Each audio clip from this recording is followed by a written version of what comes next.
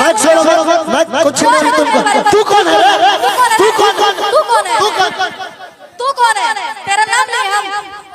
तेरा नाम तू तेरा नाम बोल लिया है? तोर हम नाम ले लिया? तोर हम नाम ले लिया? नेहा जी बोल लिया?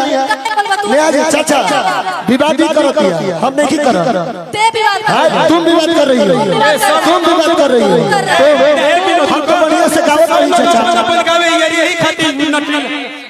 तू खाना खाई जा तो तू जा। अरे आप लोग सबसे लक्ष्मण चाचा गावे तगावे का मेरा मत खतो। ये मेरा बकवास क्यों कर रही है?